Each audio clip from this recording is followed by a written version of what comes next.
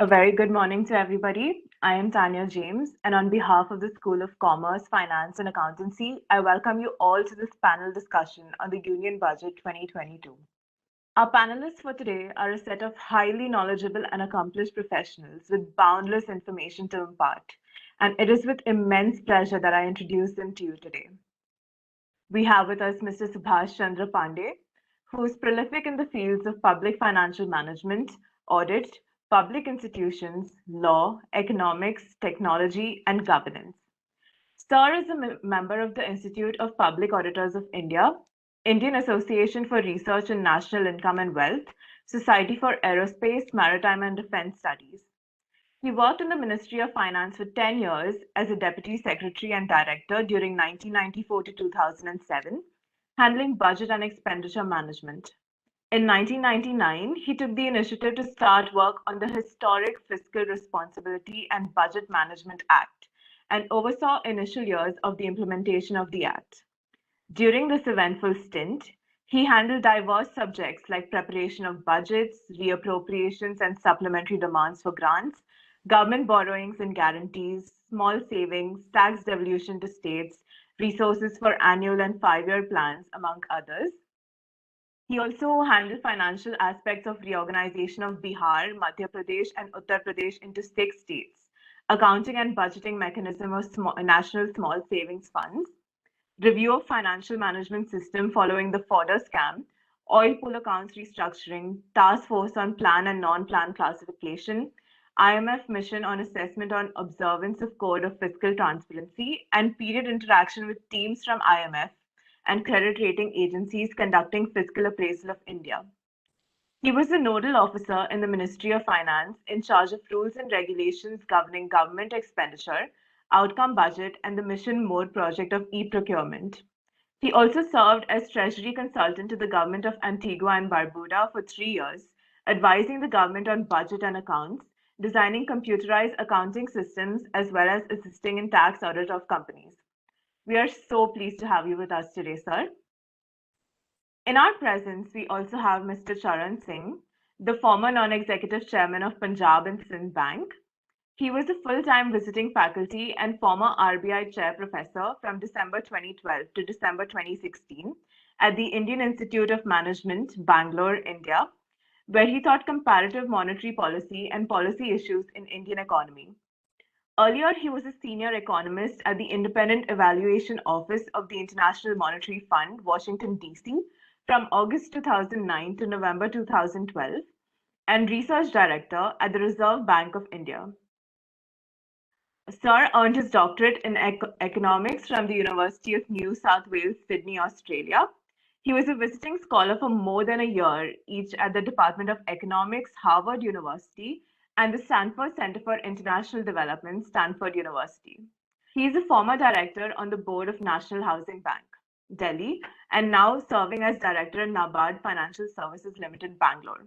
He is also a member, governing board at Policy Foundation, New Delhi, member of Research Advisory Committee, National Bank for Agriculture and Rural Development, honorary fellow, Coach Development Foundation, and member of the Informal Advisory Group on Housing Sector Issues, IMF, Washington, D.C. Sir is also the CEO of EGROW Foundation. It is truly an honor to have you with us today, sir.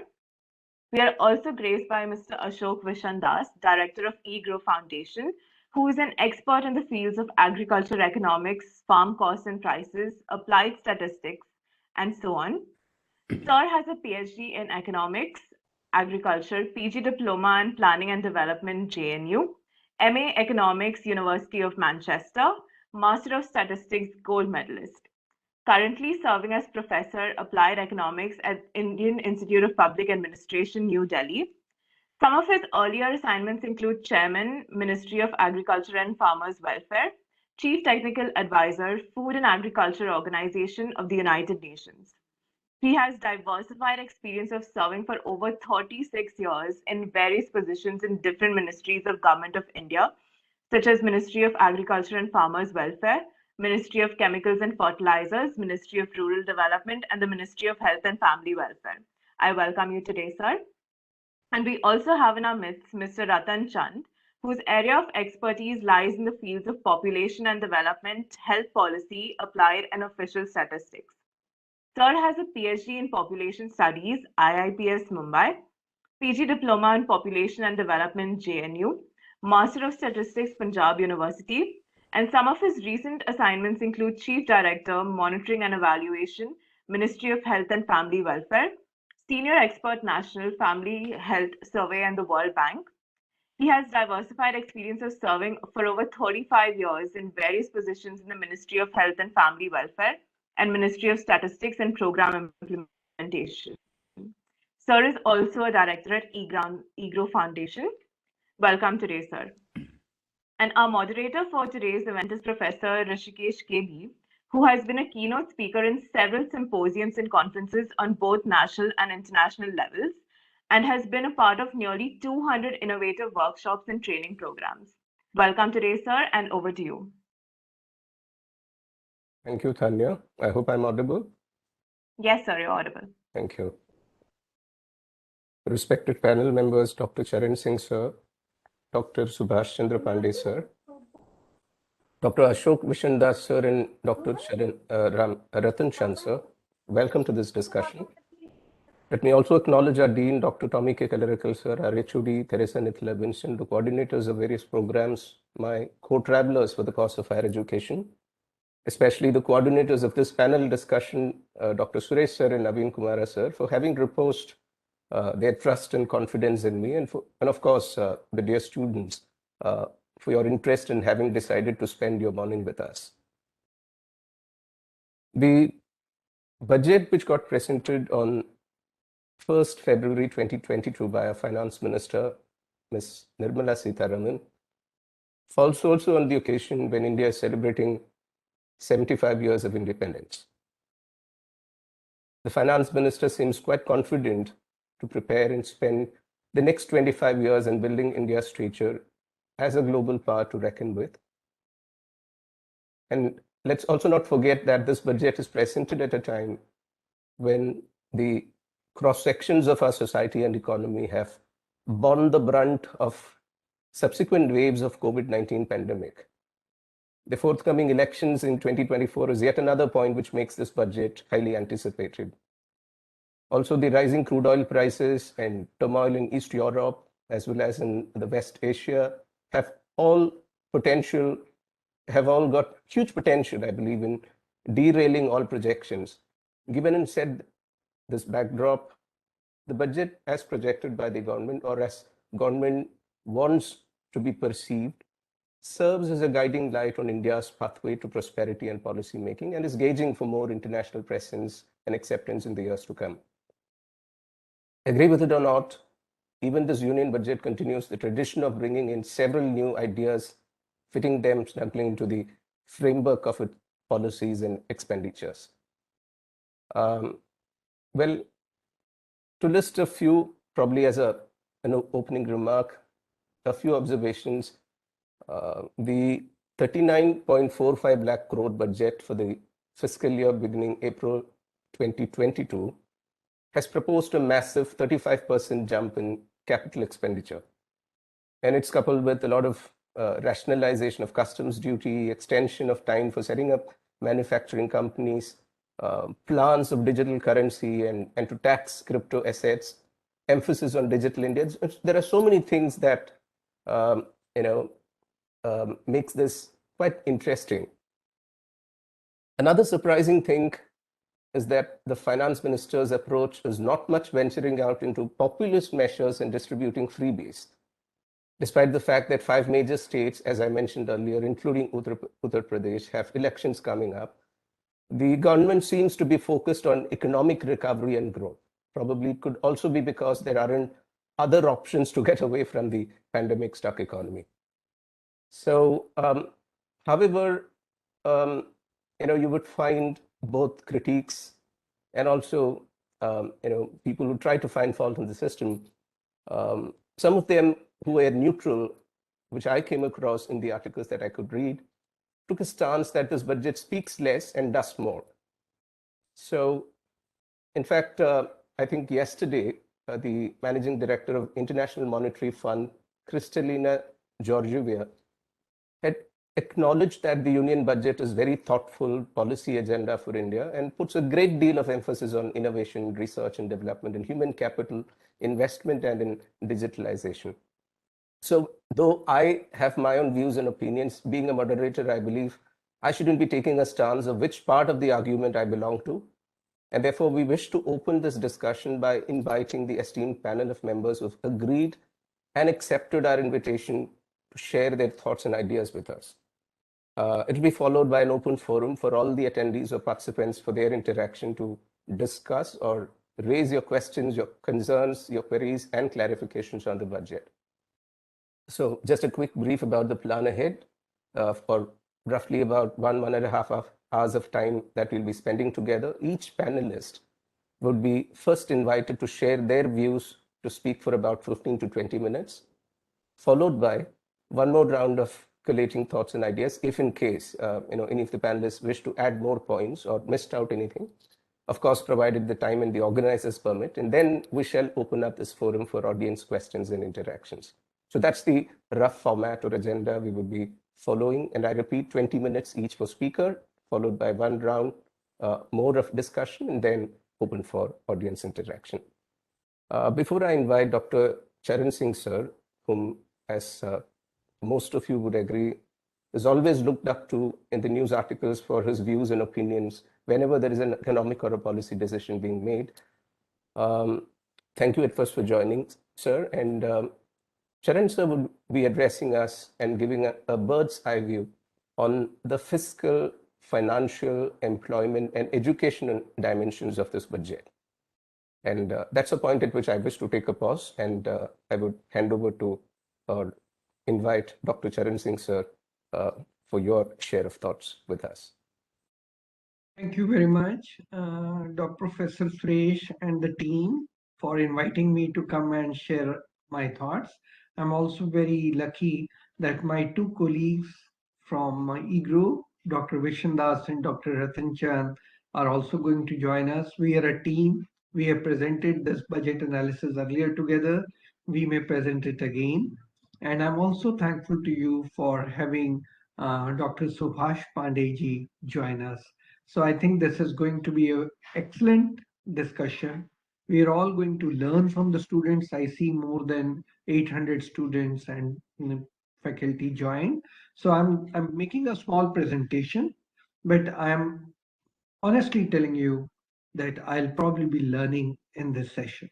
Thanks for giving me the time. I'm going to shift to sharing my PowerPoint now.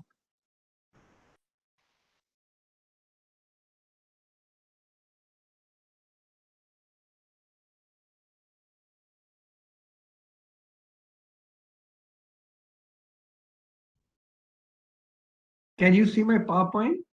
Yes, sir. Okay, so this is a 20-minute presentation, and I'll just rush you through the presentation. I look at this budget not only an accounting exercise, but as a roadmap for economic growth in India 2047, 25 years from now. And I believe firmly that a budget of the level of the center should not just be an accounting exercise, something which a chartered accountant does for a firm. It is a much more bigger issue. Also, I believe any budget lays down the roadmap for 1 year, but this budget is special. It is laying down the roadmap for next 25 years. Why is it doing so? It's obvious. India, with its tradition of a very rich economy for thousands of years, the richest on the planet, had suffered very severely in the last 1,000 years. The DNA is strong, and now when the world is resetting in the midst of the corona and COVID virus, this is an opportunity which India should grab and leapfrog further. So the challenge is being converted into an opportunity, and rightly so, and positioning itself so that in days to come, we have the advantage of IT, technology, and India should go back to the pole star position that it was for 3,000 years on this planet. So I look at this budget from that angle. Now, what is a budget and what is that is expected out of a budget? In any macroeconomy policy, we expect steady growth, sustainable growth, That is what we all expect. And we have two instruments, the fiscal policy and the monetary policy. The fiscal policies, of course, since time immemorial, since governments were there, the policy has always been economic policy. But nearly about 100 years ago, we bifurcated into the government's fiscal policy, which has taxing capacity, and monetary policy, which regulates the inflationary pressures and takes care of the financial sector. The aim of the fiscal policy is growth, growth, growth. We are looking for employment. We want to reduce or eradicate poverty. That's basically where the fiscal policy focuses, and budget is the most important instrument of the fiscal policy. The monetary policy, as I just mentioned, takes care of the inflation and the financial sector. How does the fiscal policy operate? It operates through taxation, expenditure, and borrowings. It also can lend to government, so its own vision can translate in different levels of the government, be it the state or the local bodies. There can be two types of taxes: direct, which hit the income straight; indirect, which can hit the income but mainly goes on commodities. So the direct taxes are on income, indirect taxes are on commodities or sale or purchase of commodities. The expenditure, in general, the government is expected to take care of labor and capital. To produce higher output, you need labor and capital, and the government is expected to ensure there is a healthy labor, skilled labor available, as well as some social things like good parks, good roads, and also all other welfare activities the government that can undertake. So health education, especially for the government to take care. On health, we have Dr. Rattan here with us today. India's expenditure, where is it going? I'm going to show you, but substantial amount goes in interest and subsidies. The government can transfer resources to other levels of the government, center, local bodies. They can also extend the vision of the central government in translating it on the ground. And if the taxes are not sufficient to pay for the expenditure, one need to borrow. And if you borrow, then the issue is you have to pay interest on it. And how much interest can you pay? Is it sustainable on a long-term basis? That has to be understood. So here is the budget arithmetic in front of you. As you can see for yourself, revenue receipts are falling way behind revenue expenditure. What is revenue? Something that is incurred during the year. What is capital? Something which has an inter-year, intergenerational implication. Capital receipts are higher than capital expenditure. The golden fiscal rule is on the revenue account, there should be no deficit, preferably surplus. It means, like in our daily life, our income should be higher than our expenditure and we should be able to save something from our income. That what applies to public finance also. So the golden rule is revenue account should be either zero or surplus. In our country, we have had huge deficits, as you can see, and these deficits have been there since 1980. And the global standard is that the deficit should not be more than 3% of GDP. In our country, this is only central government, and you can see yourself, it is way beyond that. Globally accepted, empirically driven, the fiscal deficit target. As far as the world is concerned, the gross fiscal deficit is really high and that needs to be taken care. And I'll show you the global picture where we are, at least in emerging countries, an outlier. Our capital expenditure this time is high. There's a debate on it. I'm sure Dr. Subhash Pandey is going to speak on it and we learn from what is that capital expenditure. Capital receipts are borrowing and that has an implication on interest. And now you can see yourself that all the type of taxes that we have, corporation income, customs, excise, GST, they are in the range of 2% to 3% of GDP. Interest payment alone is more than 3% of GDP. We always talk that subsidies are very large. We don't realize that in the budget there's a bigger elephant there, and that is interest payments. Now, in the revenue side, there are committed expenditure. Interest payments is a committed expenditure. pensions, committed expenditure, judiciary, internal security, defense, these are committed expenditure. If you take care of all the committed expenditures, our tax collections are far less than our committed expenditure. That is something to be really worried about. And that's why I think, given the constraints that we have, the government has tried to stay within those constraints and probably cut subsidies. That is where I think there's lots of criticism, but one has to appreciate government's own concerns too. Now look at this interest payments of the central government and tax, and I must mention these are taxes only of the central government. If you take tax collection of the center and states put together, it is around 18% of GDP. Only center is around 10%, but interest payment is one third of the tax. So it's very, very large burden that we are carrying. So we can't borrow too much. If you look at the tax, there is direct and indirect taxes. Direct taxes hit at the income, as I just mentioned. They're considered progressive and good. Indirect taxes are universal. They don't take care of your income and capacities. The same rickshawala or the richest Tata has to pay the same tax on a commodity. So generally, indirect taxes are considered regressive. Over a period of time, indirect taxes have been going up. They're almost equivalent to direct taxes now. And there is one fear this could be regressive. The other is there's better compliance, and basically GST collections are doing good. So that is why it's not regressive. These are simply better compliances that are reflected in the trend. Capital expenditure has been discussed a lot. 7.5 lakh crore is etched in the memory, I think, of every Indian who's been watching the TV. It is a substantial jump. It has been debated whether the substantial jump is there or not, but I'll show you that the components show that substantial jump is there. The government is also going to send another lakh crores to the states, and with that, the total capital expenditure for the country at the behest of the budget should be 4.1% of GDP and not just 2.9, which is something very good. This is the components of the increase in capital expenditure, and you can say it is reasonably well balanced. Railways, railway safety, roads and bridges, communications, fiscal services, police, public works, medical and public health, urban development, power projects.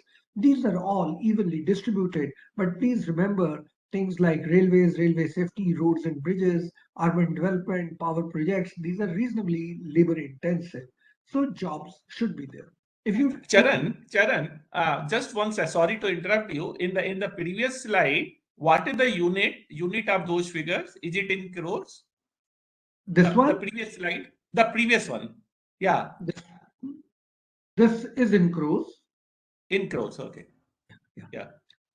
I'm sorry, I'll correct Yeah. that you have mentioned it. I'll correct it. I should have mentioned it. Okay. Yeah. So let's continue. Now, this is where the rupee is coming from. The rupee is basically, if you look at the total budget of the government, borrowing is still a significant amount. And that, as I mentioned to you, interest payments is draining lots of it. Therefore, there's in a way a limit to how much you can borrow. That is true. Now, corporation tax, income tax are contributing significantly. GST is coming up. Excise duties and customs are just contributing 7 and 5%.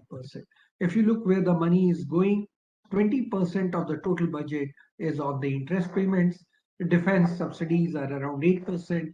51% is going to the states through various, either through the finance commission or state share of taxes or centrally sponsored schemes. So that's how the rupee is planning. Now, pension and defense, committed expenditure, as you can see, not much has happened, not a very different trend here. Lots of talk on urbanization. Yes, there's a slight hike in expenditure on urbanization, but on transport, there's a substantial hike. Energy, again, solar energy and renewable energy is the focus, and we can see that there is emphasis on that. On social sectors, health, Dr. Rattan will be speaking, but if you look at the trend of data, significant jump.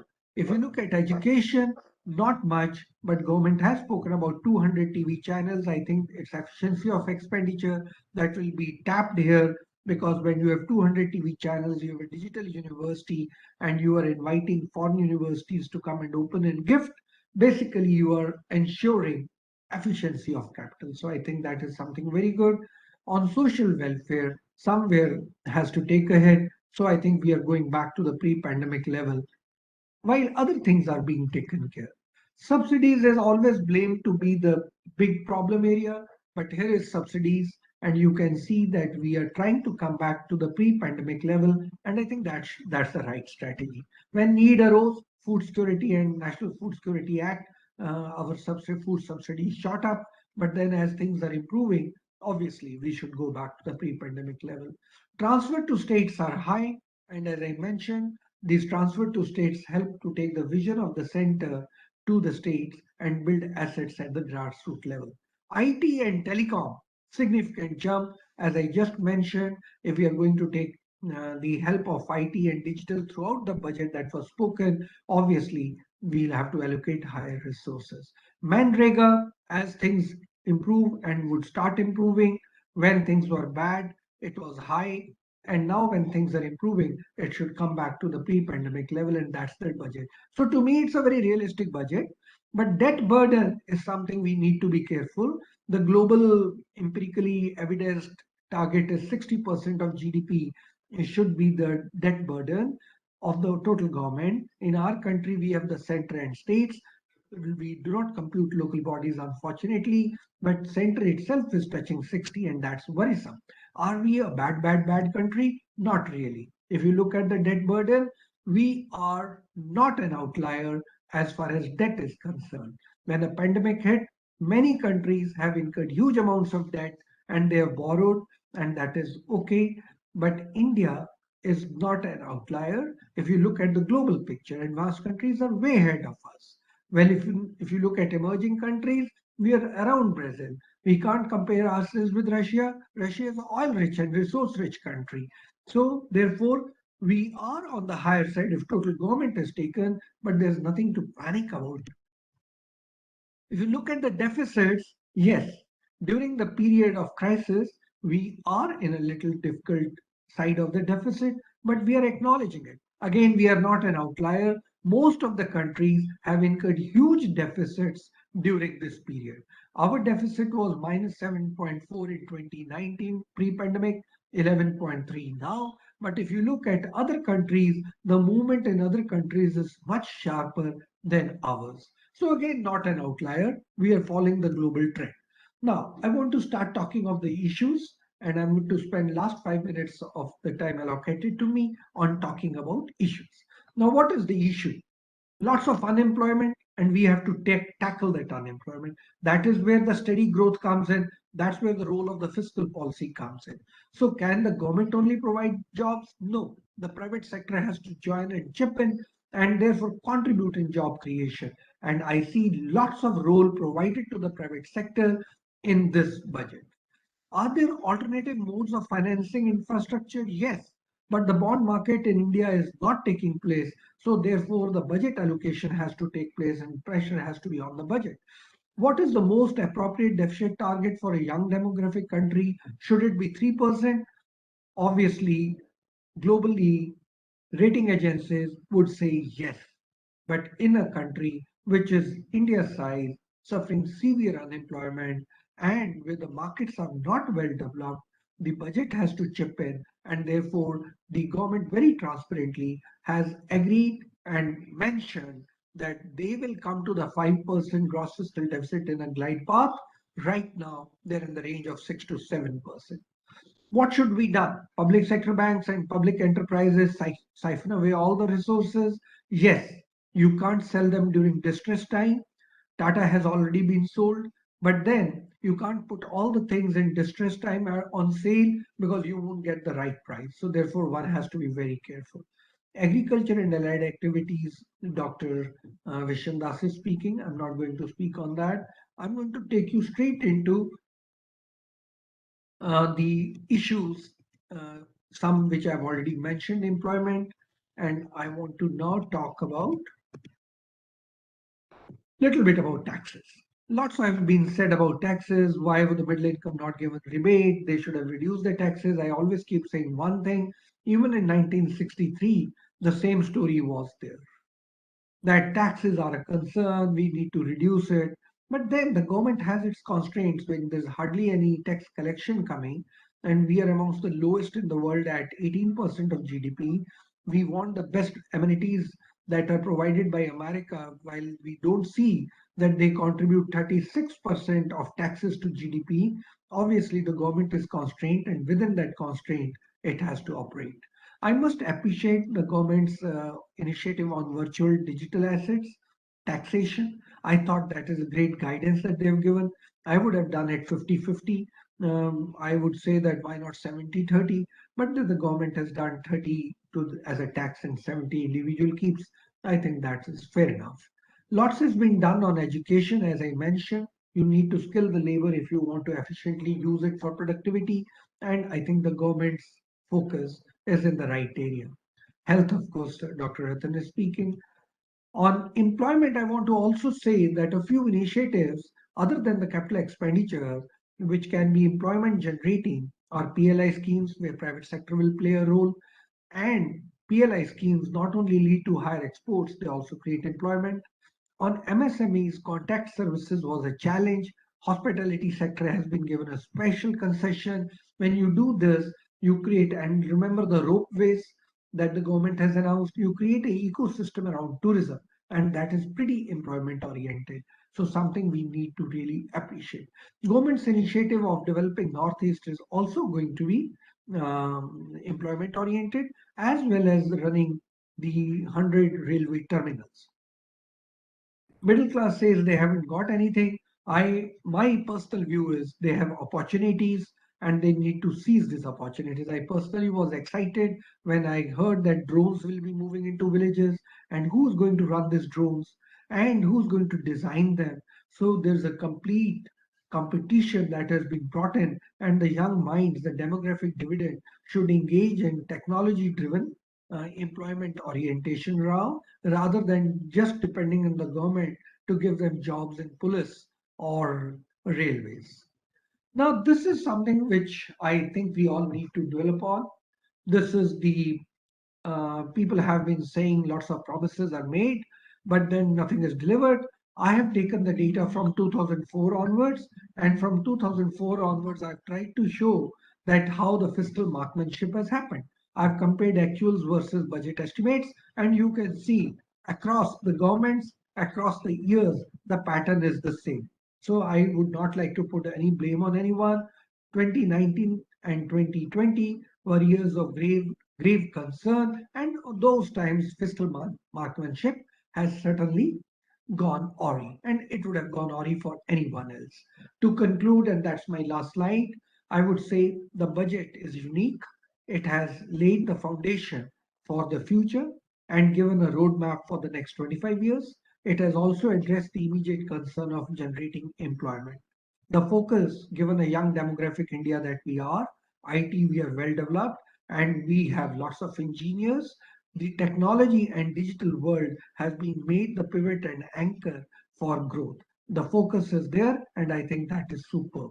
On fiscal management, I would say the government hasn't forgotten that there is a parallel economy. They did try in 2014 demonetization. Even now in this budget, they have said that if people are trying to evade taxes, then there are penalties.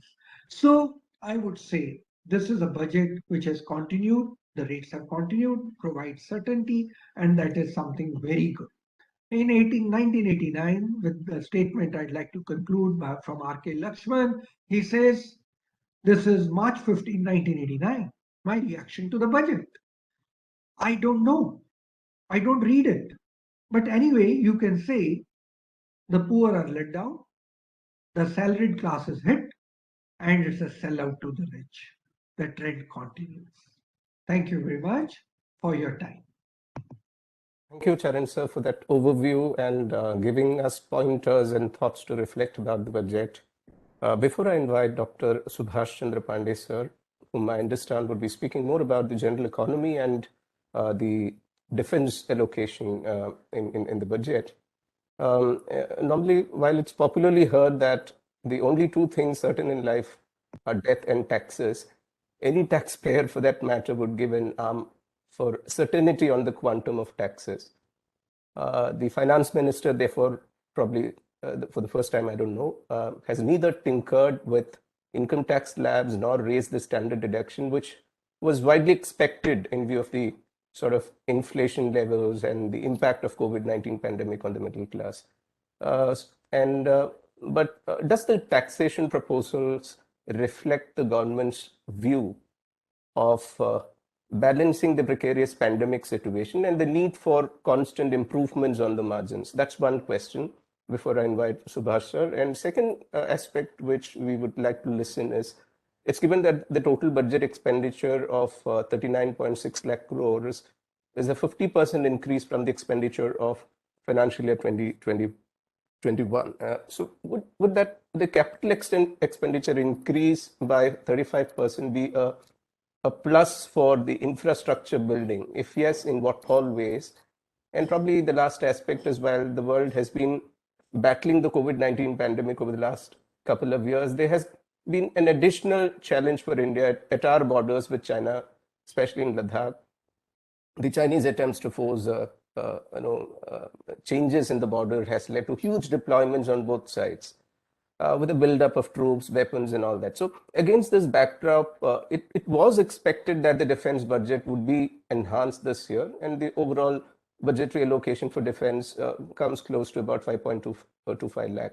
So how do you look at the allocation? How do you look at the priorities that are set by the government? And those are certain questions, or rather, pointers which we would love to listen from you. Over to you, Subhash Chandra Pandey, sir. And if there is any presentation to be done. Thank you, Dr. Suresh and Dr. Charan Singh, for giving me this opportunity to connect with the Youngistan, our students from Christ University, and to share my perspectives on the recent budget, especially in relation to the investment-led growth and the defense setup. As we noticed that this budget has come at a time when two waves of COVID, after the third wave was raging, although it was not as devastating as the previous wave, but it still continues to disrupt economic activities in contact-intensive industries all across. And therefore, the private final consumption, it is still not returning to pre-COVID levels anytime soon in the current year. So in this scenario, it is a challenge. Earlier, when we had a crisis situation, of course, a remote borders, external crisis, 2008-9 global financial crisis, the government of the day had responded in a certain manner, which had built up inflationary pressures and led to a lot of problems that were some of them continue to feed into our fiscal management till recently. So this time around, what is the change in the crisis response of the government through whether it is prudent, whether it is sustainable, whether it will generate inflationary pressures and that. So to put things in perspective, I want to highlight a couple of numbers that must register in the broader context.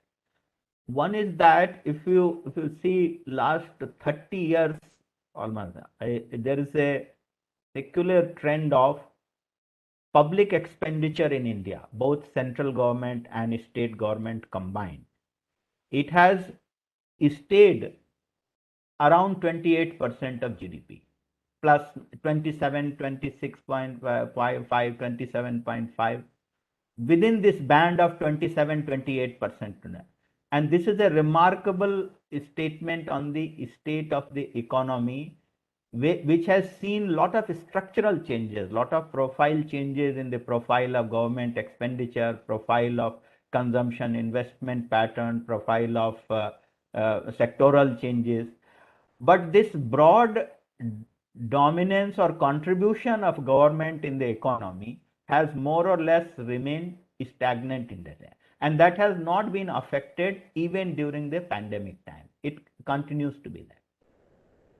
So with 28% of combined public expenditure, and as Dr. Charan Singh also remarked, about 17 to 18% of GDP is the tax to GDP ratio. So the tax financed government expenditure is about 2/3 of the total expenditure.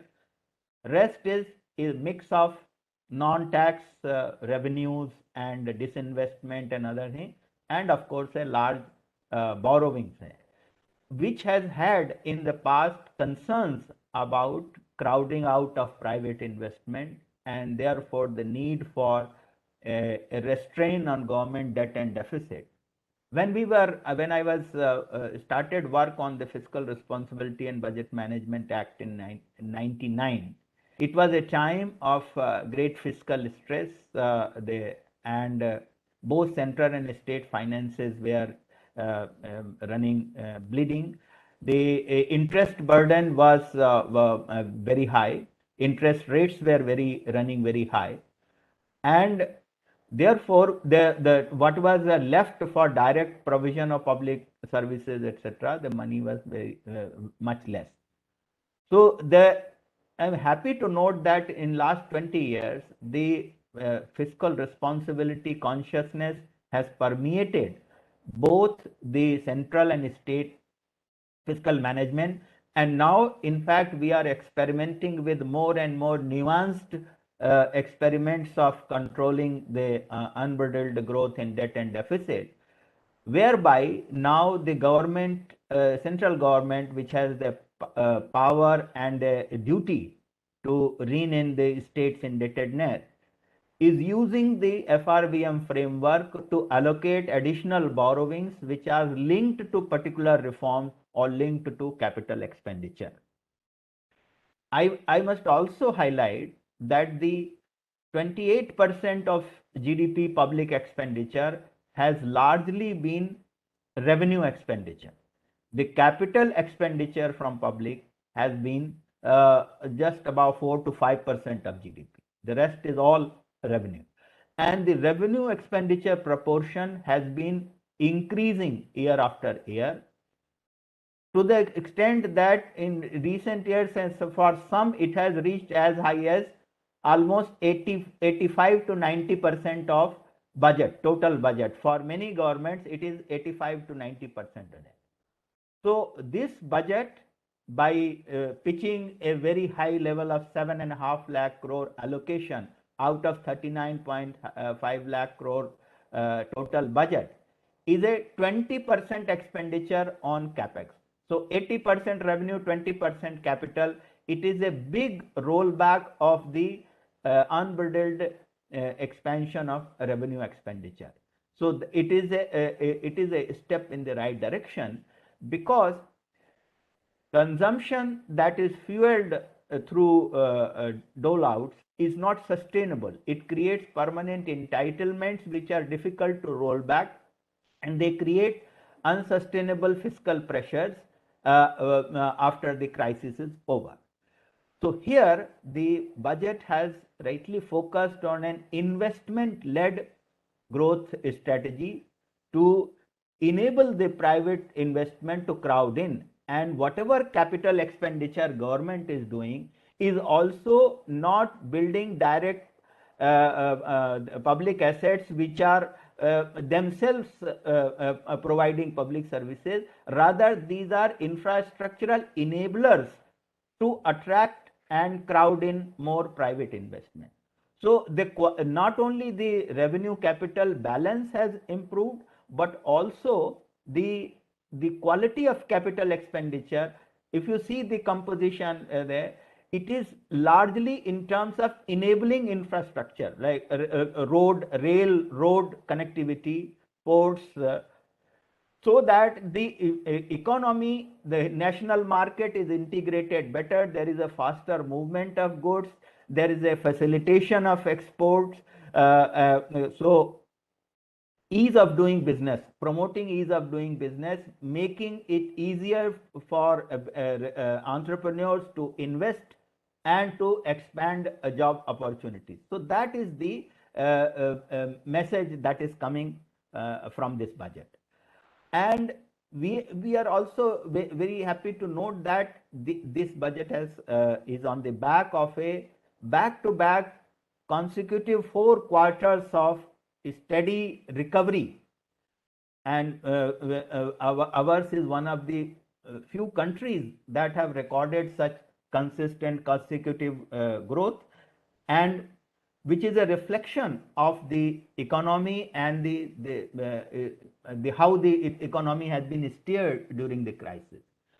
With the vaccination stage being what it is, and the recovery continuing apace for last 1.5 years, there, as the CSO's estimates point out, before the year closes, we would be reaching pre-COVID levels, or we would have exceeded pre-COVID levels of GDP. But we have to make good for the lost year. It is only reaching it in absolute terms with the pre-COVID level, but the growth momentum that we have lost in the pandemic year, to make up for that and to create a sustainable growth without creating inflationary pressures, the two options, alternatives could have been: one is simply fuel consumption by giving more and more cash transfer. But as the experience of even many advanced economies have shown, many of these cash transfers have landed up less as a spending and more as savings in the bank accounts. So the experience both after first wave and second wave of cash transfers has been that the direct government spending results in more multiplier effect and creation of demand than the cash transfers, which are not fully spent out, and they lead to the growth in the deposit. You would like to recall that the bank deposits are about 150 lakh crores of rupees, and bank lending is about 110 lakh crore of rupees. There is about 70% is the credit deposit ratio. 70%. So there is, and as the gross NPA, net NPAs have come down, the lending is increasing apace. The kind of growth model that we have adopted, it is now a universal consensus around this. We have given up the model where we were living within our means, we were not borrowing. Now borrowing to sustain growth is a given. There is a little choice to opt out of that. It is a global consensus around that. And in this, we are placed in a situation where our banks are sufficiently capitalized, the NPAs are at the manageable levels, there is a headroom for further lending available, and therefore the government's whole approach is to create enabling infrastructure, to invite more private investment, and also wherever possible through social sector spending, also through targeted social sector spending like digital education, etc., which Dr. Charan Singh was just mentioning. That is also it is not part of a simply welfare activity. It is as much a part of economic management, because to manage the economy of the future, we not only need better, more efficient infrastructure, we also need a talent pool of healthy, educated and skilled youngsters. Without proper education, health and skills, the demographic dividend is not going to be whether it can be a curse or boon. All depends on what is provided to the Youngistan. So it is no longer to be seen as a two compartments of welfare versus investment. The so-called welfare is as much part of investment in human capital. When we were working on this fiscal responsibility legislation, there was a lengthy academic discussion as to what, when we are trying to impose the debt and deficit limit, it might lead to expenditure compression and cutbacks, and particularly it will be the social sector spending that will be cut. And there were also discussions whether the investment in human capital should be treated as a capital expenditure to spare it from the budgetary cuts and things like that. So this debate in terms of accounting, what is capex, what is when you take about say defense, when you buy submarines, aircrafts, and large defense systems, it is all capital. And if we go by the definition of capital assets as being only those which are providing cash returns, financial returns, then the defense capex would not qualify for that. It is providing the security insurance for the economy to grow. So the welfare, security, and investment, we are used to, we have been academically been told to study the budget and economics in these compartmentalized manner, but these compartments are interconnected compartments. These are not loose compartments, isolated compartments. So if I go through the numbers that you see, the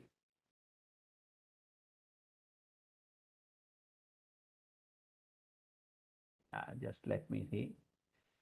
The total expenditure is gone from 35 lakh crore to 39.5 lakh crore, and capital expenditure from 4.26 lakh to 7.5 lakh crore. Now this Dr. Charan Singh was mentioning that apart from 7.5 lakh, there is a 1 lakh crore to the states also. Actually, that is included here. This 7.5 lakh includes 1 lakh crore as loans, which is loan given for 50 years, interest-free loans.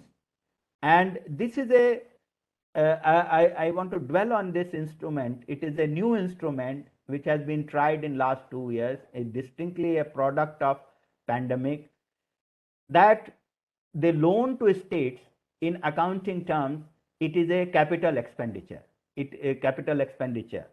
But if it is given interest free with a maturity of 50 years, for the states, it is as good as grants. As we all remember the maxim, politicians live to next election and statesmen live for next generation. 50 years is even for a generation is a long term.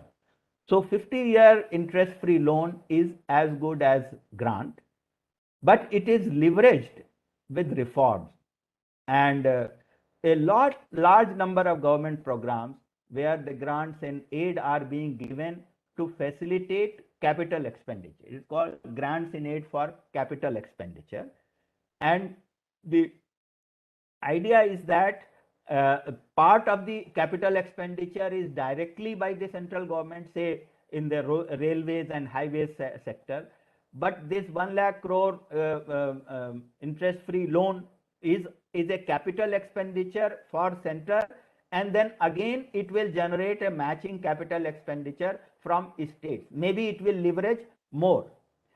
But more than that, there is a grant in aid for creation of capital assets. So apart from this 1 lakh crore loan to states, there are also grants which are also more than 3 lakh crore, 3.17 lakh crore. And these are grants which have been given for only to finance capital expenditure. Now that means the effective capital expenditure goes from 6.5 lakh crore to 10.6 lakh crore. 10.6 lakh crore.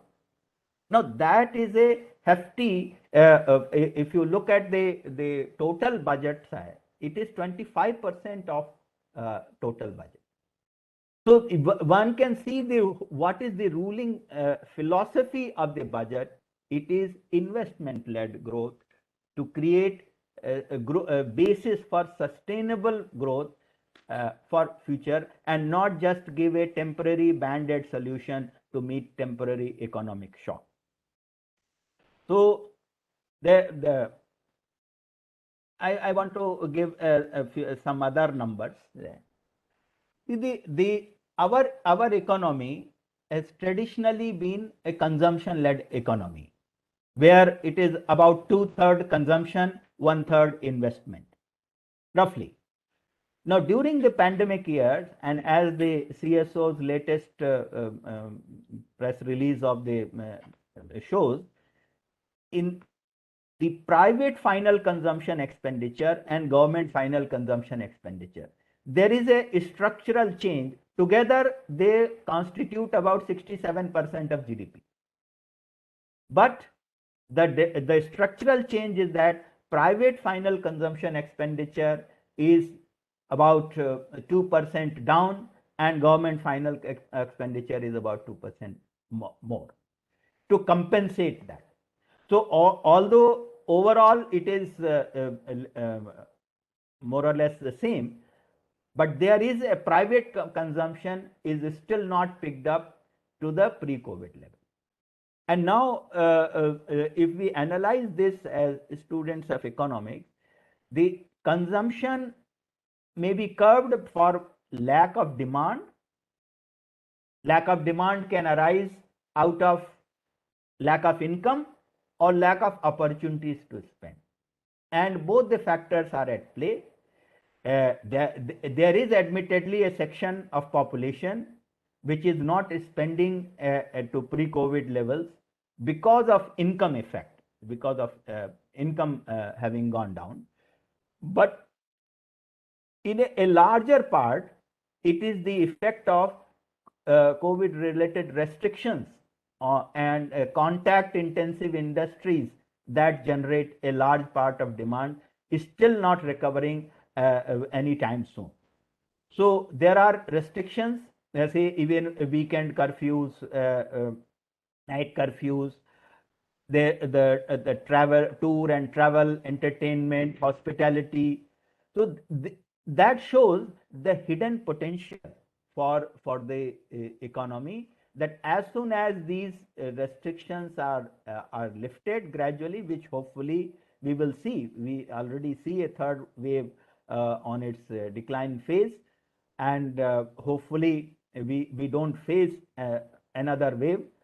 And if that happens, the contact intensive industries will fuel the consumption again. So another pointer to consumption and increased compliance enforcement of tax is seen in the steady growth of monthly GST collections, which have now touched to the record level of 1,40,000 crore in January.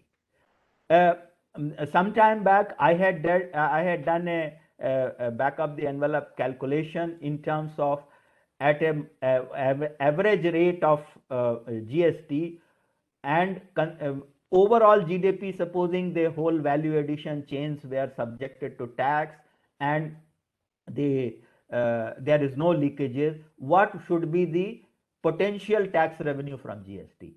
And my own estimate said it should be 1,50,000 crore per month.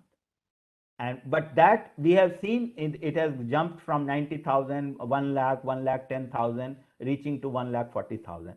Still, according to my reckoning, there is still 10,000 to 15,000 crore per month gap, even at the current levels. And if the rate rationalization, etc., happens, it will further go up.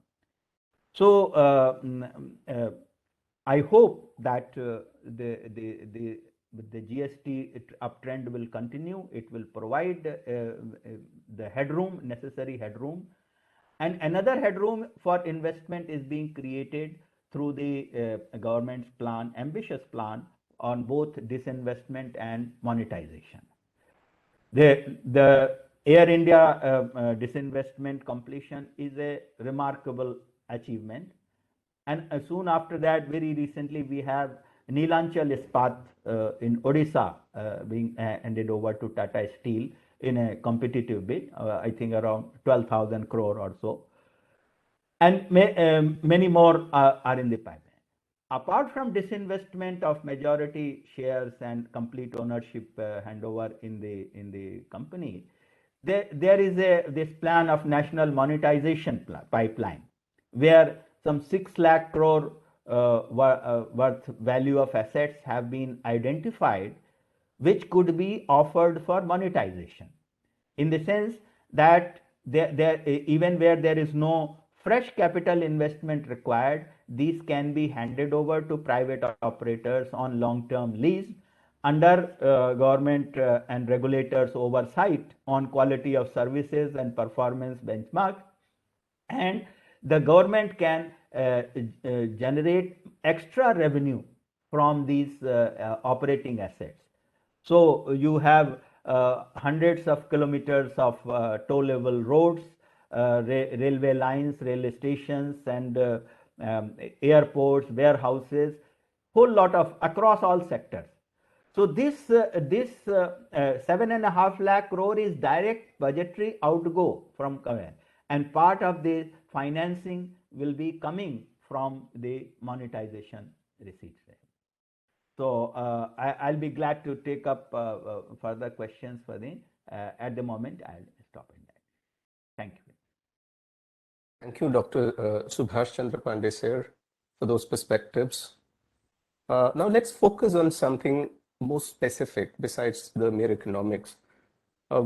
Despite the pro-farmers, pro-Aam Aadmi claims by the budget, it is quite strange that there is a cut in the welfare schemes. And what we are interested listening to is, are there any specific proposal for the welfare of the poor? Because there is admittedly a set of critics who are of the view that we need to remember that roads and ports don't make sense if people are illiterate and sick. And they add on to share that such disdain for these human capability sectors after the trauma that we all of us have faced due to a poor health system is simply being irresponsible. I'm probably a little more critical about this, but then here what is interesting is health sector, of course, for obvious reasons, there has been a huge hike in the investment, but when it comes to agriculture, it's meager. Rural development, NREGA, food subsidy, fertilizer subsidy, petroleum, everything has considerably gone down. Now, maybe know from Dr. Vishandass, sir, the impact of these cuts on the life of the rural people and on the agricultural sector as a whole, because the subsidy amount on fertilizers has been slashed, which is a reduction of around 34,900 crores, which is roughly about 25%. Given the context, wouldn't it hit those who are directly relying only on farming? When the government has decreased total subsidy budget amount on fertilizers, the farmers need to pay more from their pocket, even if the rates of fertilizers remain the same. So it's likely to cost them more. So this question is raised also because the prices of fuel and the prices of fertilizer in the international market is also soaring, and the future soaring up in the future because of these cuts in the welfare scheme. So what is your thought on these cuts in the welfare schemes, and what do you think is there specifically on the welfare of the people, welfare of the poor, to be more specific and precise? Over to you, Ashok, Vishandass, sir. Yeah, thank you very much, Professor. And first, I thank you, the Christ University, for giving us an opportunity. My esteemed colleague, Shri Subhash Pandey, and my dear friend, Dr. Charan Singh, has given the broad picture of macroeconomics and the budget, and very, very masterful presentation by my two earlier panelists. Let me now come to the particular specific sector, as you said, on agriculture. Now, agriculture, let us appreciate that agriculture is the lifeblood of Indian economy.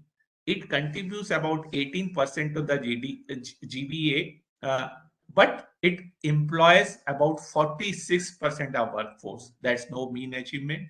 And let us also remember, agriculture does not meet the need of the hunger or the National Food Security Act. It is also an instrument of arm twisting when a country suffers the scarcity. Now, just to let me remind my students of your university and the panelists, there have been instances when a country, if is in shortage of this key food supplies, then they are arm twisted politically and otherwise also. We have seen how our shipment from USA was stopped when we refused to fall in line with the US in their cause against Vietnam. That was in mid-60s. So let us remember the importance of food is not just for meeting the hunger. That is point one. Point two, see, our farmers, I want to salute our farmers. They have taken the country from net food importing country to the sufficiency and to the net food exporting country. During COVID, their performance was tested and it stood out. Only the agriculture sector registered the positive growth rate compared to all other sectors of the economy, which registered the negative growth. So that is the kind of resilience of agriculture. Now we have to see there is lack of productivity in agriculture, which is very visible when you employ 83% of country's fresh water, 60% of the total land on agriculture, employ 46% of the labor force, and just contributes 18%. So this is very clear that its productivity is very low. And why it is low? Because we are not tech-enabled agriculture. So I take that point, the drones, the application of drones in spraying and insecticide, pesticide, and other things. And then there is a very clear mention in this budget about the custom hiring centers to expand it, because small and poor farmers, they are not able to use the technology. And and let us also remember the cost of capital is going to be low in comparison to the cost of labor in years to come.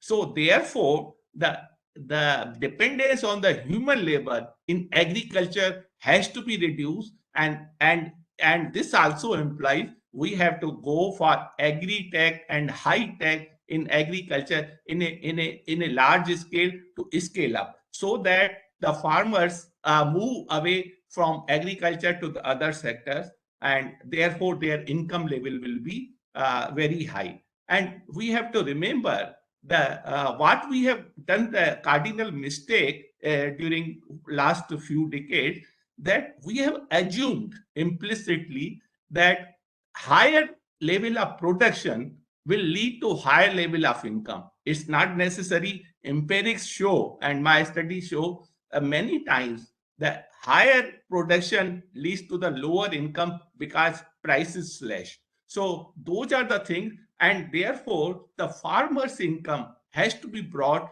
to the center of development agenda, and the FM in this budget has done something, though she perhaps many times has not explicitly mentioned. Let me put these things just to an example. Now, organic farming, there is a lot of market and demand for organic products. Many countries and many consumers are very aware. They are willing to pay very high price for organic farming. There is a emphasis on natural farming in this budget, and I am sure this will increase the farmers' income because that will fetch much higher price on the other day. And there are scientific studies also, because of the use of chemical fertilizer, the disease like cancer are widespread. And on the other day, our home minister made a statement in Gujarat that if we continue with the chemical fertilizer in agriculture, the incidence of cancer is going to increase by 50%. Obviously, this is backed by some scientific study, and the short point is we have to move to organic product, and there is enough provision in this budget for organic. Now, agriculture is an industry under open sky, so the irrigation has to be emphasized, and that means we have to have more irrigation. Now, one example, when the finance minister has mentioned about about 9 lakh hectare irrigation by connecting the rivers in Madhya Pradesh and UP, and then there is a organic farming and the free natural farming, that is the zero budget natural farming. So agriculture gets tech back up. The budget unveiled several steps in boosting the farmers' income and improving the visibility of agriculture as a remunerative activity, including prospective launch of special funds for agriculture startups, use of Kisan drone, and launch of PPP model to spur agri-tech players and other stakeholders in agri value chain. The idea is to deliver digital high-tech services to farmers, which would enable them to cut the cost, because that is the way our agri exports depends largely on the low prices, and low price can be ensured when you cut the cost of production, and therefore we have a very high, very competitive market for exports of agri products, and that is the way to make it our agriculture much more competitive by reducing the cost, and which is possible if we get the aggregates tech startup on high, and we have to scale it up. The financing startup for agriculture and rural enterprise relevant for farm produce value chain. The government has announced a fund with blended capital raised under the co-investment model through NABARD. The activity eligible for funds include startup and support for the FPO, the Farmers Produce Organization, provide machinery for farmers on rental basis, on per use basis like Uberization. Now, we have our agriculture marketing, our agriculture size of the holding is very low. It is decreasing by each agri census thing. So currently it's about 1.08 hectare per household, and that's very low. Therefore, we have to suitably make our machinery to harvest and do the other agriculture activity as per the small size.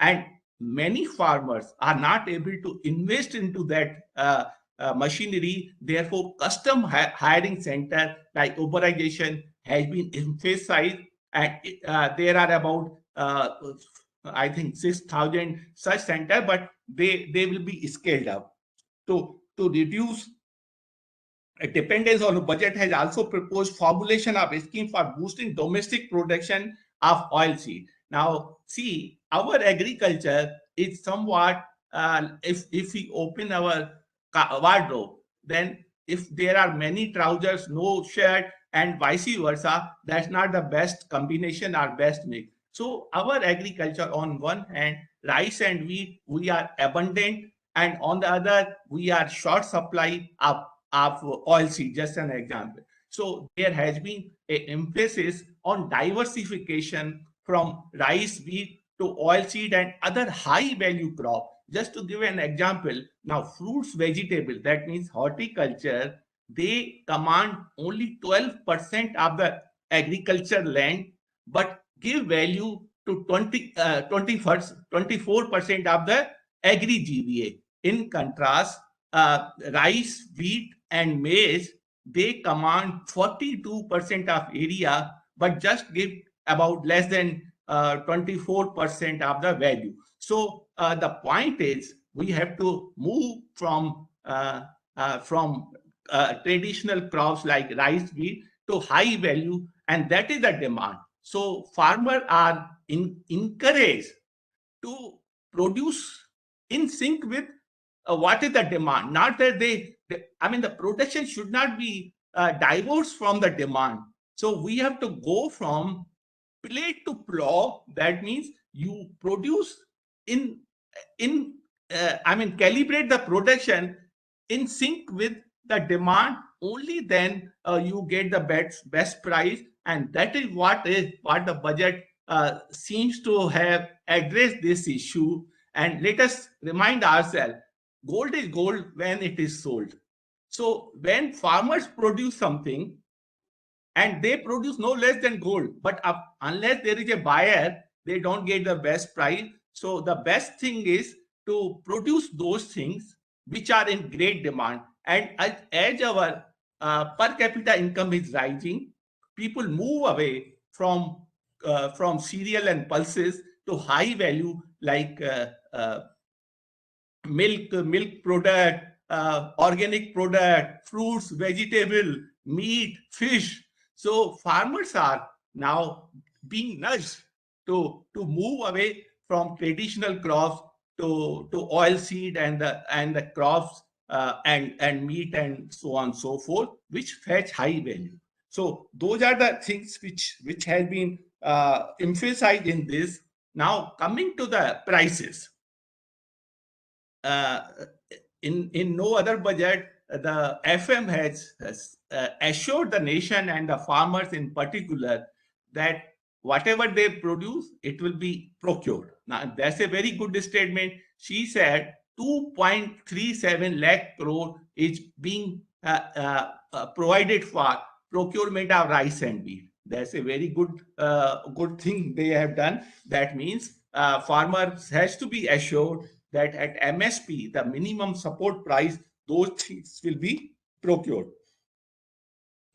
And now in the next year, 2023, is being declared as International Year of Millet. She had emphasized on this, and then said that the country will support for the post-harvest value addition of millets, enhance domestic consumption, branding millet product nationally and internationally. So we are the fifth exporter of millet after countries like Canada, US, Ukraine, and India is fifth one.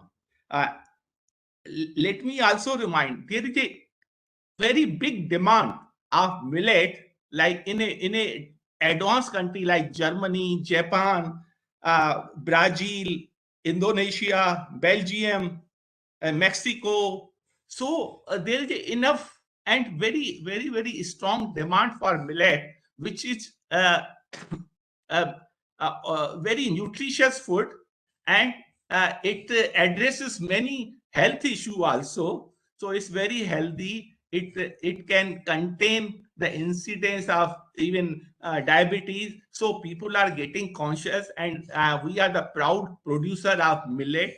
Only thing is there are certain small things which are to be tied up, and farmers need to be supported, and FM had assured that it will be done in this year because International Year of this thing. And let me also add, there are 4 touchstones of rebooting the economy. Those are PM Gati Shakti, which has 7 engines of growth, roads, railways, airport, ports, mass transportation, waterways, logistic infrastructure.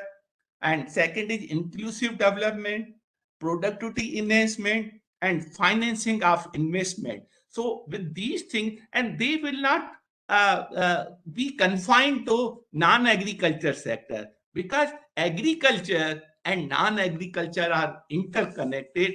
And once you boost the these programs like PM Gati Shakti and productivity enhancement and financial investment, see, the connectivity is very important. The farmers can sell those things they produce to the demand center.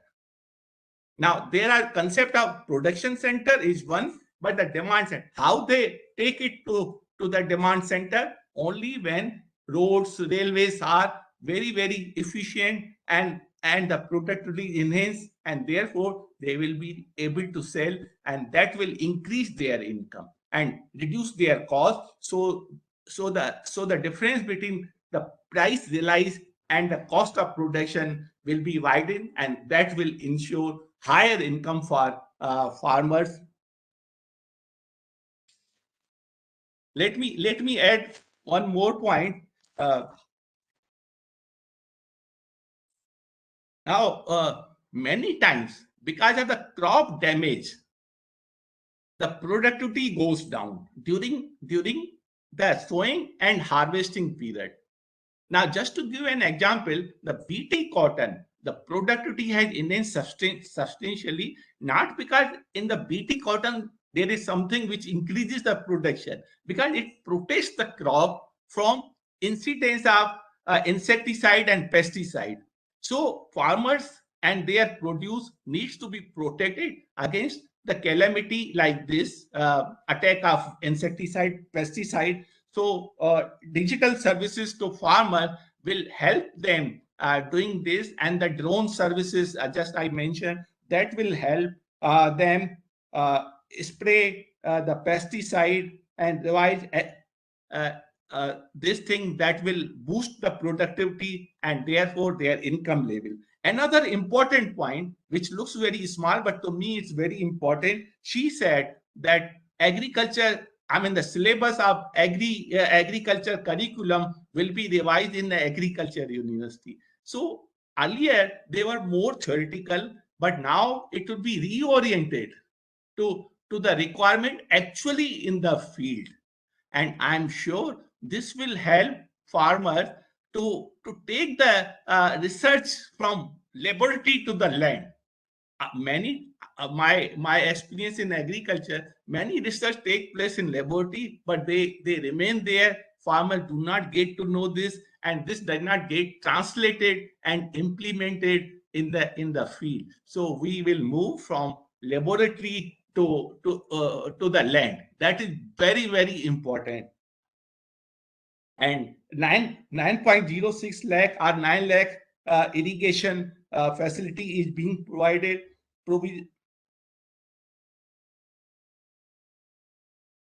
And one product.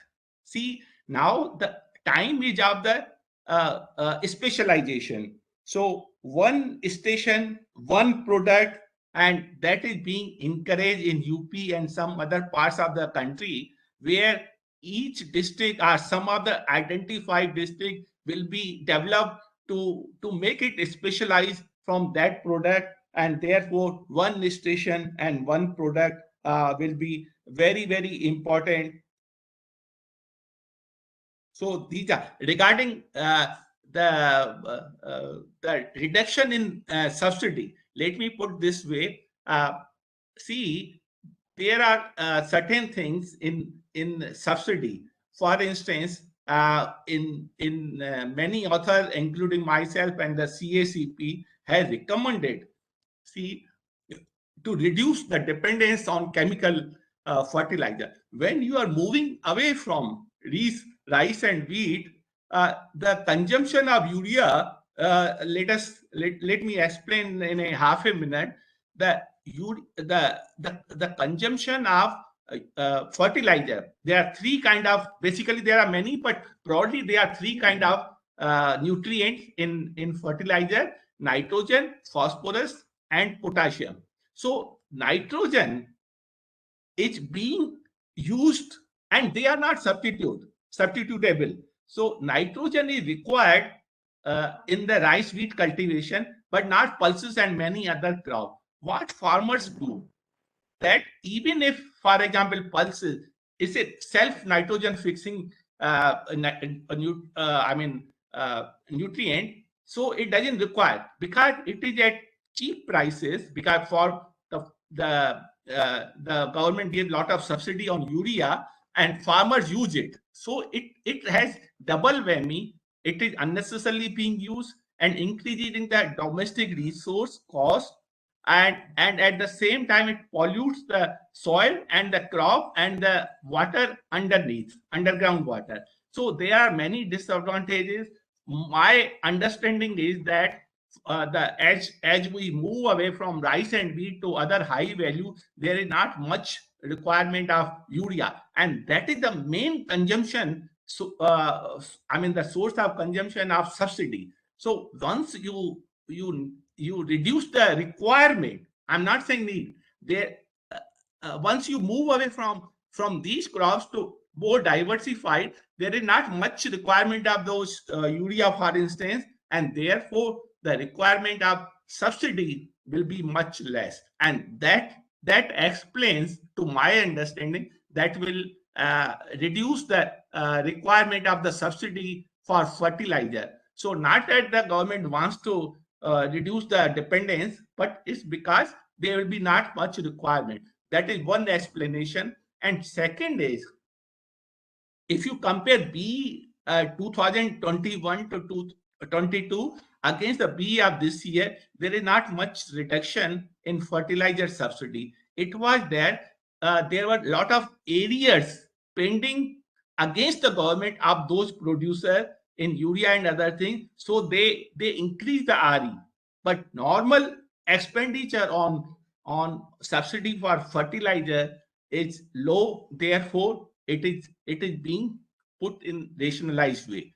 That is the second explanation for reduction in subsidy for fertilizer. That is point one. And now my the chairman also asked, the subsidy on food is also reduced. Now, yes, because the Pradhan Mantri Garib Kalyan Yojana on food was a small time-bound kind of thing during COVID, which was expiring in March 22. Therefore, the food subsidy was high. Once this scheme is discontinued, it cannot perpetuate for all times to come. Somewhere it has to have sunset kind of clause. That means the scheme has to exit. Therefore, food subsidy has to come down. It cannot go on because that scheme was for a specific period. Once that period is over, it will go. And another point, the government gave a lot of emphasis on blending up byproducts of, say, sugarcane or sugar production, sorry.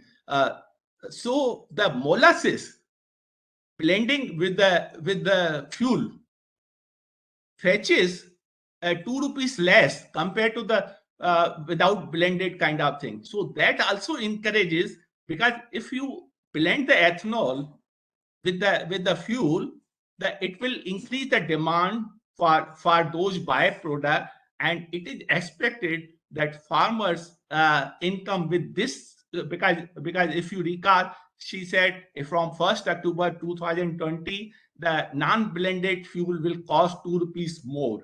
That means you are giving a direction and nudging the farmers to use this byproduct much more effective way that will generate the add value, and that will add. And my understanding is this will increase the farmers' income to a great deal. I will stop here, and if any question, I'll be very happy to answer. Thank you very much for giving me an opportunity. Thank you, Dr. Ashok Vishandass, sir, for being precise and specific on the agriculture and the budget impact on our farmers, basically our food providers. Your passion about the topic is really infectious, and given the time that you've taken to kind of explain it in detail. We now have another 15 to 20 minutes to what we had committed to our invited speakers, and then we also had plans to open the floor for an open interaction subject to the time and availability of the speakers, or else we would prefer sending the questions to the speakers via email. According to the budget documents, just as similar to the agricultural sector, the spending on medical and public health has also been reduced considerably. But there are observations about the inadequacy of funds for the crucial health schemes like nutrition schemes or midday meal funds. But then the finance minister says that the second year of COVID-19 pandemic had accentuated the mental health problems in people of all ages have been quite rampant, which resulted in announcing 23 tele-mental health centers, launched under the National Institute of Mental Health and Neurosciences, NIMHANS, close, quite adjacent to our campus. There are, on the other hand, critiques that the industry was expecting the government to move forward on promised reforms and anticipated conducive measures to boost the domestic manufacturing of medical devices, which unfortunately is also missing. So, but then on the whole, there are exemptions on amount received for medical treatment due to COVID-19. To summarize all this, I now invite Dr. Rattan Chand sir, maybe now listen to your observations about the health sector allocations and the policy decisions in this budget. Over to you, sir. Oh, thank you, Rishikesh. Those who have listened to the finance minister, not much was said about the health, but when one goes through the detailed statements, we find that many things exist. So as I analyzed the statements, I found that the health budget was around 90,000 crores. Out of these 90,000 crore, 83,000 crore is for the Department of Health and Family Welfare. 3,200 crore is for the Department of Health Research. So this makes 86,200 crores. In addition to this, there is budget for the Ministry of Ayush, that is Ayurveda, Unani, Siddha, Homeopathy, etc. Around 3,000 crore is earmarked for the Ayush. So overall, there is not a reduction in the health budget, but we can say that yes, the increase is very small, around 1% increase or 1.2% increase. So the important thing is that all the schemes like National Health Mission, then Prime Minister Jan Arogya Yojana, which covers around 50 crore of population to meet the hospitalization expenses, AIDS controlled. Then Prime Minister Swasthya Suraksha Yojana, which is used for constructing and establishing new All India Institute of Medical Sciences. So all these schemes are continuing, and budget has been provided for these schemes. In addition to this, in new scheme, I think last year it was a separate budget line was created.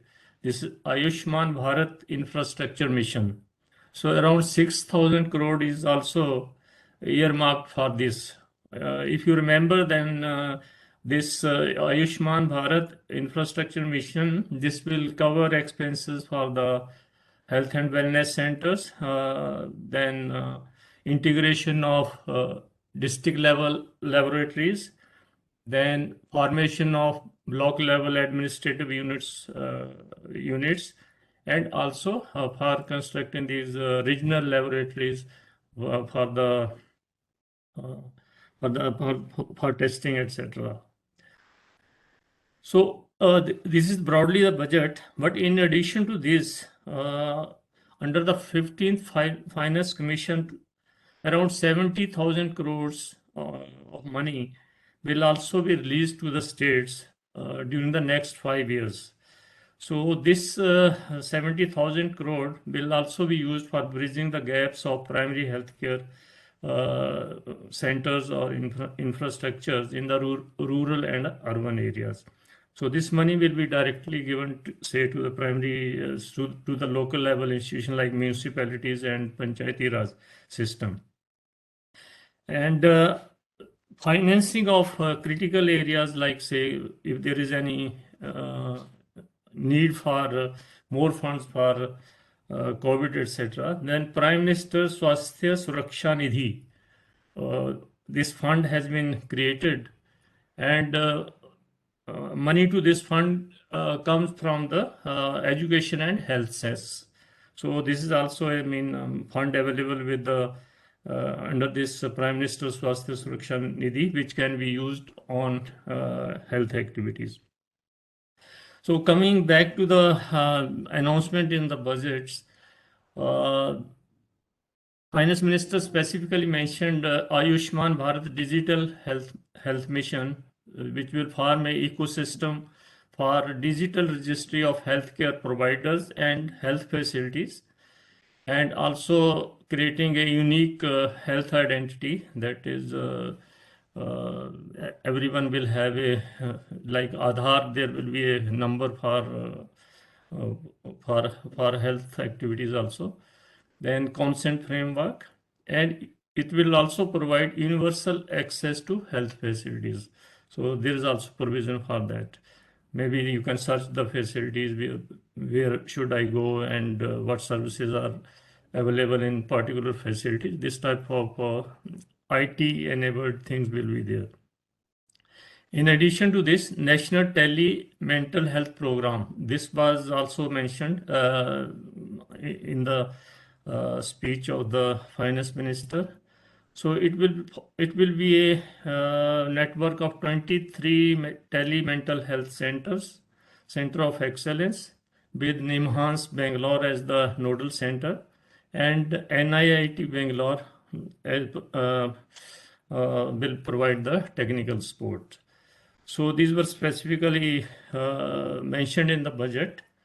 In addition to that, there are social determinants of health, like drinking water supply and cleanliness, sanitation, etc. So under the scheme of Har Ghar Nal Se Jal, 3.8 crores household will be covered, and rupees 60,000 crores has been earmarked for this. Similarly, under this Women and Child Development, Mission Shakti, which is for activities relating empowering of women, etc. So around 3,200 crores is earmarked under that. And Mission Vatsalya, these are the main activities relating to children protection and children development. Around 1,500 crore is earmarked for that.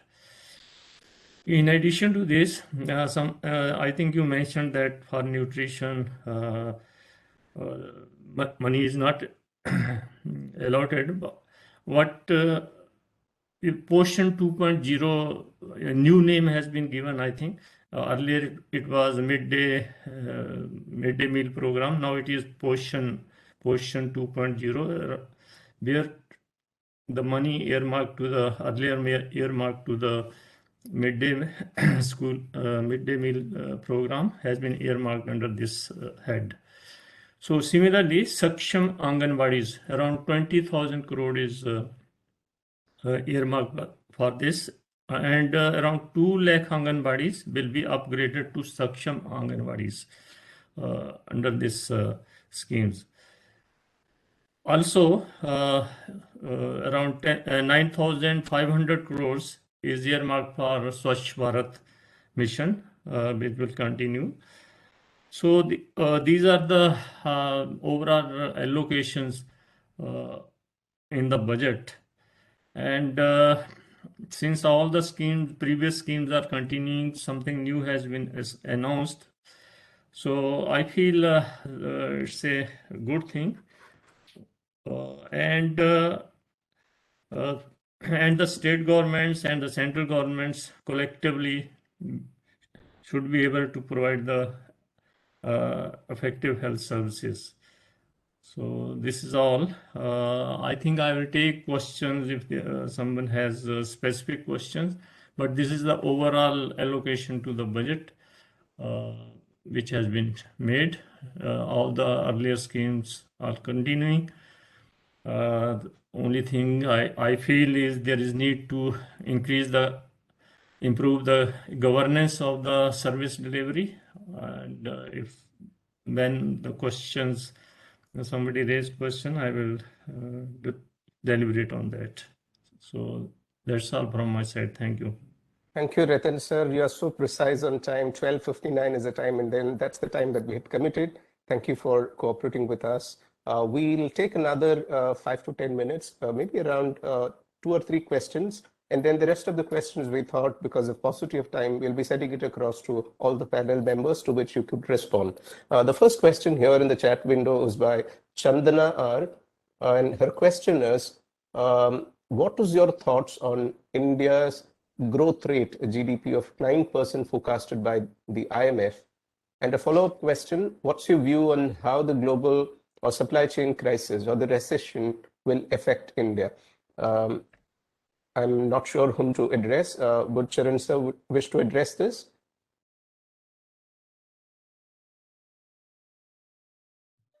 Thank you for that question. I think India's progress, we are the fastest growing economy in the world, as Dr. Subhash Pandey had mentioned. IMF is also saying that. And for the next year too, we'll be the fastest growing economy in the world again at 9%, though India is saying 8 to 8.5%. This COVID has really flattened the world. But one thing one has to remember that given with hindsight, the way Indian economic policymakers have handled the situation is really appreciating. Most of the countries have had severe dent on their growth. In India, there is a dent on the growth. There's no doubt about it. We all know that there has been some implication for employment, per capita consumption, private sector has suffered. We are aware of all that. But when it comes to the growth, overall comparative with the rest of the world, India is being acknowledged not only by scholars within the country, but as in the beginning it was mentioned, even the managing director of the IMF is saying the same thing, that India has managed the crisis reasonably well, and the budget that we have is only going to take the growth and progress further. I don't know if Mr. Subhash Pandey would like to add something to this. No, this is a fairly comprehensive articulation, and I fully agree with it. Thank you, Subhash sir, and thank you, Charan sir. We have a question from Dr. Suresh ji, who also happens to be the coordinator of this program. How the reduced subsidy for fertilizer, petroleum, is likely to affect the price or the inflation? Whom would you address this, sir? Yeah, thank you. I think this will not affect substantially on inflation because it will be, we have seen that the fuel prices have been in recent past, this is on the rising trend. And because the emphasis is on blended, and therefore the prices will not shoot up substantially, maybe very, very marginal impact it will be. And I am quite appreciative of his the implication, because fuel affects every part and every commodity, because it's used in transportation, therefore it will affect but overall fuel price, because it will also depend after the election on the international prices, and then 2 rupees per liter less on the blended one, it will help farmers and the byproducts rather than the overall impact on the inflation. I concede that it will be very, very marginal. That's it. Thank you, Ashok sir. We have one more question which is directed to Charan Singh sir. In your presentation, you had pointed out that the government's revenue expenditure far exceeds our receipts, putting our exchequer at a deficit. Should the government simplify the income tax regulation for individuals, such as introducing a standard and lower tax rate and reducing the exemptions to increase the number of individual taxpayers and consumption? It's a lengthy question, which may put our exchequer at balance or a surplus by way of an expanded collection of direct and indirect taxes. The same question is there in the chat window too, if anything is not clear. I agree with this judgment, but I myself for a very long time had been saying that agriculture taxation should be brought in. 1956, Calder, tax expert, had mentioned that you can do away with income tax and have emphasis on expenditure tax. But in a period of crisis that we are passing through, and income tax contributing as much as 2% to 3% of GDP, for any government to experiment at this stage when you're so fiscally constrained is very, very risky. See, GST has taken nearly 5 years to stabilize.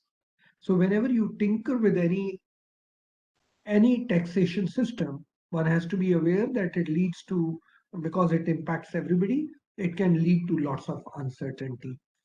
Yes, tax rationalization scope is there. That there is a direct tax code for a long time that has been discussed, and Dr. Subhash Pandey has been in the Ministry of Finance. He probably has inner and better insights. But as an economist, I would say in uncertain times, better to leave the sleeping dog sleep, not the right time to tinker with anything.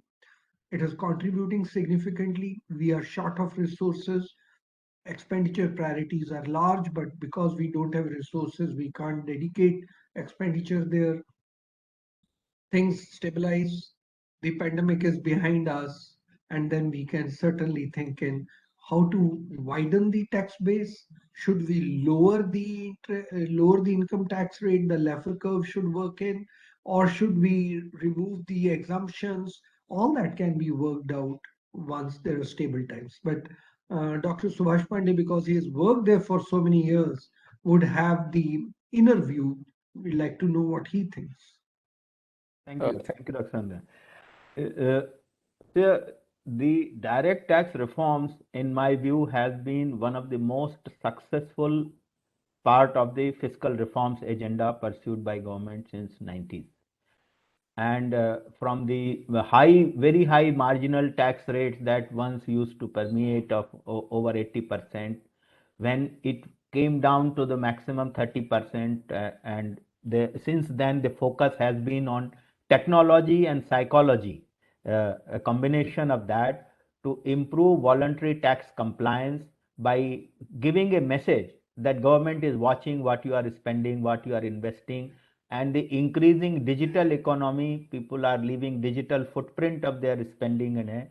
So a combination of these measures have meant that for the first time in, I think, 2007-8, the direct tax collections overtook indirect tax collections, marking India's transition, where direct taxes, which are considered more progressive form of taxation, they exceeded the indirect tax in 2007-8, and that trend has continued.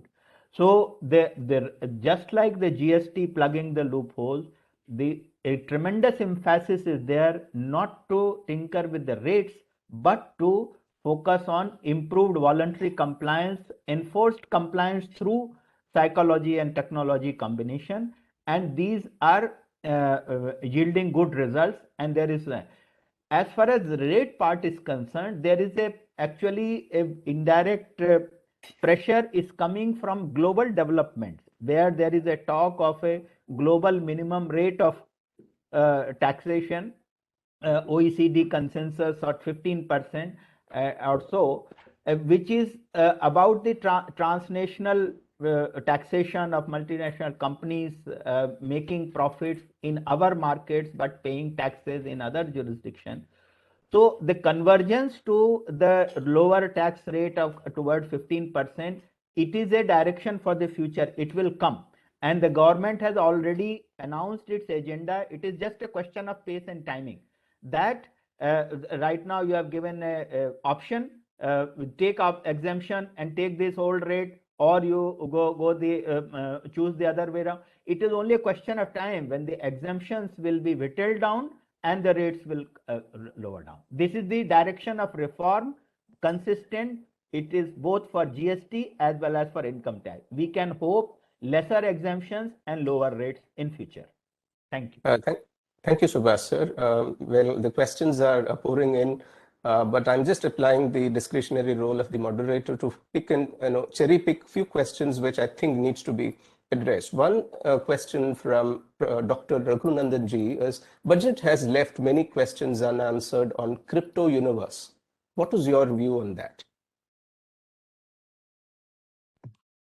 My own view on that is that we have at EGROW a working paper, a detailed working paper, and we had organized a seminar by none other than Professor Steve Cecchetti, who was the chief economist at the Bank for International Settlement and who has done lots of work on this area.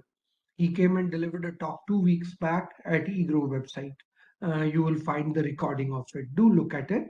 In a nutshell, I think if I were the government, I would have banned it. But then, as Steve Cecchetti himself said, and that's a learned view across the world, instead of banning it like the Chinese do, it is better to regulate it. And that's exactly what the government seems to have done. The bill has yet not come, but the former Finance Secretary Subhash Chandra had worked on it extensively, which got published as a report, is on public domain. One can have a look at that. But then what the government did is indicated that this is not something that they prefer. So they have taxed. And the taxation is also nuanced, saying that while you make profits, you pay, losses you can't offtake. So I think that is something in sense of a guidance that should be. Uh, I personally would say in a country like India, where our per capita incomes are not very high, this is not something that we should indulge in for us. For high level, high per capita income, for advanced countries, it is for them what is the risk level and risk assessment that they have. But for a country of India's size and income level, I think cryptocurrency is a private currency. One should not go into it. Thank you. Thank you, Charan sir. So though, with all due respect to the number of questions which are pouring in, because the paucity of time, will be wrapping up with one last question, which I'm sure Charan Singh sir would be more excited to talk about.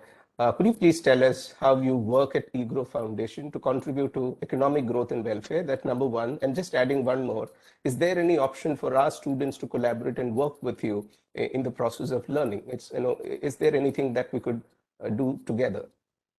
So as you must have noticed that Dr. Vishandass, Dr. Rattan Chand, they are the directors at EGROW, and they are such large policy experience they bring with them. Dr. Subhash Chan Pandey has been contributing to EGROW also extensively.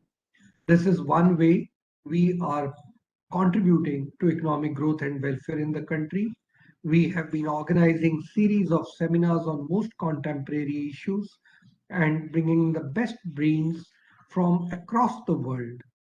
Our own experts have been devoting time on specific topics and giving webinars, also writing policy papers and working papers on important policy issues in our country.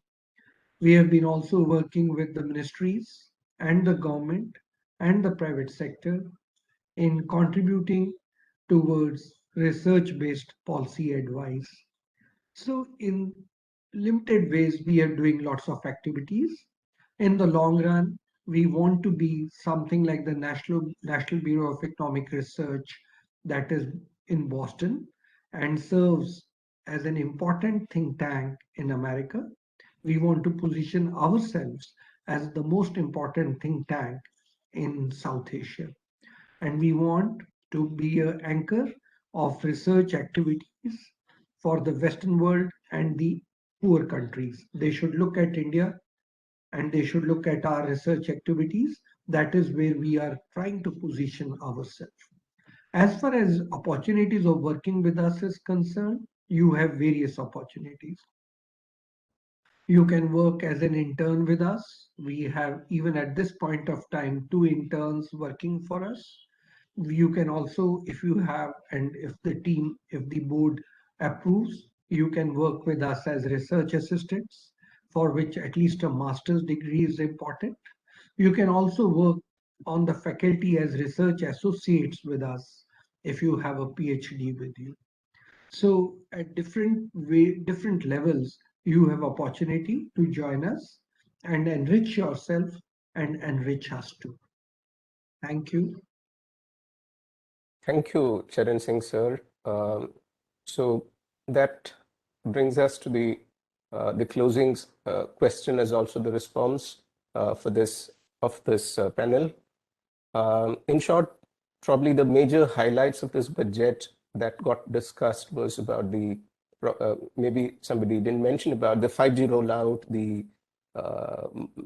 budget allocation, and the capex push, introduction of the digital currency, tax on virtual digital assets, the revised ITR policy, the sovereign green bonds, which another sir had spoken in detail about, and then SCZ Act to be replaced, and the amendments in insolvency and bankruptcy code, and a lot of other things which got discussed. And besides all this, the micro and macro implications and the specific discussions about the defense, agriculture, and the health sector got discussed in detail.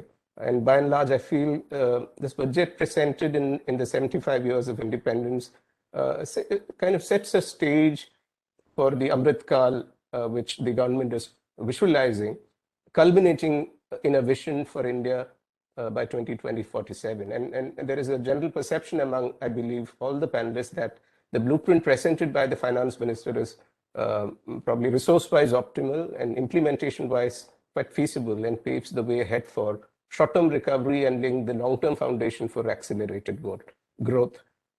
Thank you all the panelists. I'm not taking your names again. Thank you all the panelists for keeping this conversation alive and going.